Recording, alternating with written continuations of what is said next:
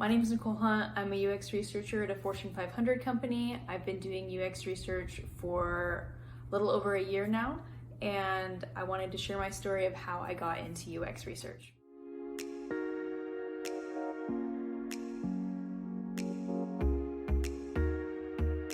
All right, so let's start with my origin story. So I have a bachelor's degree in anthropology. I originally was gonna use my bachelor's degree to go into nonprofit management. And I did do that. I used my bachelor's degree to do nonprofit management, and now I'm here in UX. So I went to Brigham Young University, or BYU, and I studied anthropology, and I didn't realize at the time that I was in kind of a unique situation with their anthropology department. So they require that you have do ethnographic research for your thesis. So in order to graduate with that degree, you have to do a field school. It's like over a year-long process where you're prepping research, doing ethnographic research, all of that stuff. So after I got out of school, I went into nonprofit management. I founded a maternal health nonprofit, did that for a while, and then COVID hit like a month after we opened our own space for our maternal health nonprofit. And so eventually I decided to pivot, and I was looking at some other things. I went down a couple different rabbit holes to try and figure out what would be the best fit for me. For a while I wanted to stay in that maternal health space, but I didn't want to be in the manager role anymore. For any of you who have read the E-Myth, you might know that there's like a manager role, a technician role, and I think there's a third one. But I was kind of tired of being like all of those roles. I just wanted to be the technician only. So I just wanted to like do the job. I didn't want to have to do everything else associated with like running a business or anything. So I started, I was like, well, maybe I'll just stick with doula stuff because I was a trained doula. And then I was like, no, I live in rural Tennessee. I don't anymore, but I did at the time, and there wasn't enough of a market for that. So I was like, well, maybe I want to stay in maternal health. Maybe I'll do physical therapy for women's health. And so I started on that track and was like, I don't want to go back to school. I did a little stint in social media marketing, didn't want to do that.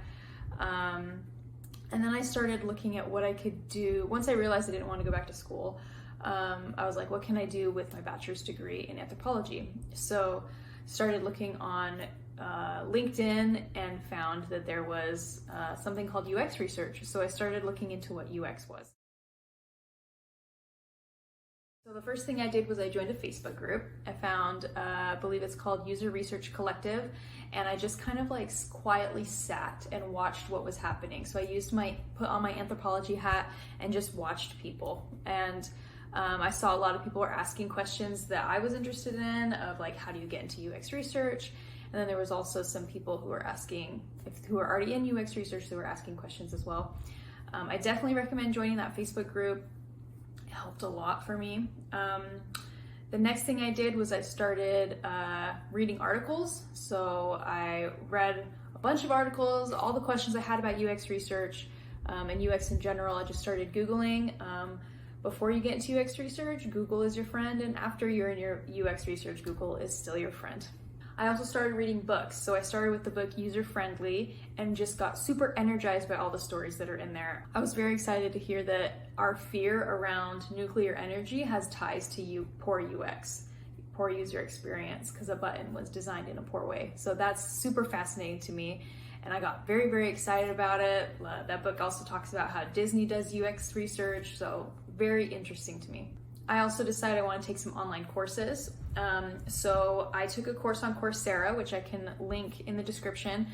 There's also another really good one that I took later down the road that I would definitely recommend. So I'll link that down below as well. I also bought a textbook and started reading through that. So I had some more understanding of UX research, some best practices, just some ways of doing UX research. I found a couple internships and was applying to them and really seeing that, like, because when I was in nonprofit management, I did have to hire interns, and I wanted to see that they showed on their resume some interest in whatever this topic was. And I was like, well, my resume doesn't show that I have any interest other than these couple of courses that I took. So I'm like, I just need to start doing it now. And that's what I saw in a lot of articles. It's like, don't wait to do UX research, just start doing it right now. So I reached out to a small business, someone that I knew that had a small business, and I knew that they were never going to be able to afford UX research. So I reached out to them and said, hey, I'm new to this. I have a textbook I'm going to go off of. I took these courses online. Can I do some UX research for you? And they were open to me doing UX research for things that were interesting to them, and also just for me, if there were new tools, new skills that I wanted to learn, they were open to me doing it just for the sake of doing it. And my goal for doing this, these initial, I guess it was an internship that I created without a mentor. So my initial goal for this was, one, to get experience and to be able to put things into a portfolio, and two, to be able to beef up my resume so that there were actually bullets on there that were related to UX research. After I did these projects with these first people, I saw some really cool results. They implemented the things I found, and they had a sales funnel where they were putting money into it, running it from a Facebook ad to a website, and they weren't getting any bites. No one was buying anything.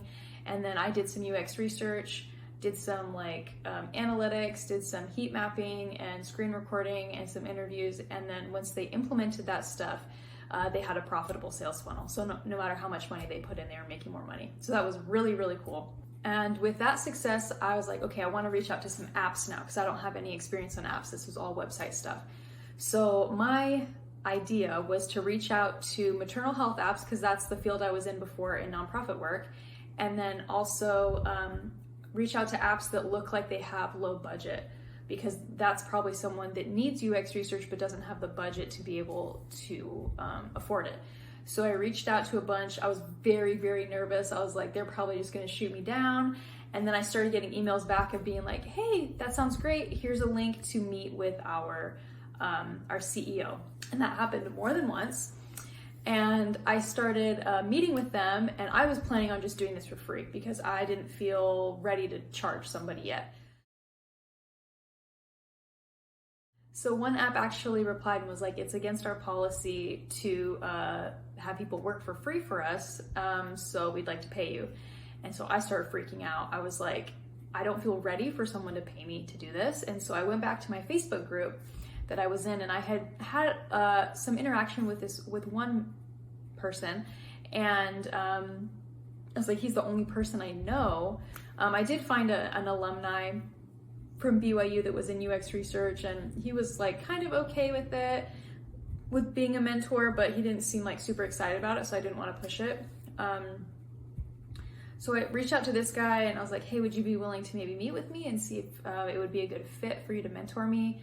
And I didn't know about ADP List at the time. So definitely go check out ADP List. It's free mentoring for UX people. So if you want to get into UX, I highly recommend that. So I met with this guy, and he was like, yeah, I'm interested in helping you and mentoring you. These maternal health apps started falling off, and they weren't following through on the user research, which is pretty normal, and that's okay from both a sales perspective and also UX stakeholder perspective. You know, sometimes it's not the right time for an app, especially if they're a bootstrap app. So my relationship with this paid mentor turned into me doing some UX research analyst work for him. And that was a huge, huge, huge learning experience for me. And it really just catapulted my growth as a UX researcher. I learned a lot of his skills that he does, like his research workflow. It was so helpful. And it was also really helpful just to have someone believe in me, because I felt like, I was like, you know, I don't have a background in UX. And he was like, but you have a background in anthropology. The skills that you have, the research abilities you have are a huge asset in the UX world. And he's like, I'm excited to work with you. I'm excited to hear your perspective on these things. So that was such a huge part for me of my growth in UX research. So since I come from like an entrepreneur world, since I had founded a maternal health nonprofit, I decided I wanted to get another gig. So I'd had a couple now. I'd had that internship I created. Eventually I went back and did some additional research for them. I worked with this mentor, did some analyst work for him. I was like, okay, I want to get one more thing under my belt. And I reached out to in an entrepreneur group, and I just said, like, I just made someone's sales funnel work. I'd like to see if I can do it again. So I started connecting with some people, wound up connecting with an app, and did some UX research for them. And at that point, I just maybe like a month after that, I got my first job that I'm at right now, which is a UX research position, full-time position. So that's my story of how I got to my full-time position. The actual like applying to jobs and crafting your resume and stuff, that's probably a whole separate video of how I did that. But that's like my story of how I got into UX. So my biggest things that I recommend if someone's getting into UX is start reading books, start doing UX research now. Don't wait for anybody to give you permission to do it. You need to do it now. So some of the reasons that you want to do research now is partially so that you know that you like it, and partially so that you can show a company that you already know what you're doing, at least a little bit. Even if it's you don't feel like you're an expert, that's okay. If you're just doing a little bit, that shows a lot to a company that wants to hire you. And then you can also get a sense for, do I like doing contract work and work for myself? Would I rather just, would I rather get a full-time position? Maybe you like the contract work where you get to mix it up a little bit. So that is definitely my recommendations.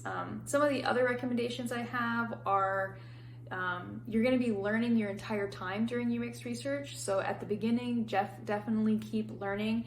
Don't expect anyone to do it for you. You're going to learn as you do it yourself. Thank you so much for joining me. Let me know if this was helpful for you. If there's anything that you'd like me to clarify, I'd be happy to make another video to clarify a little bit more. Thank you.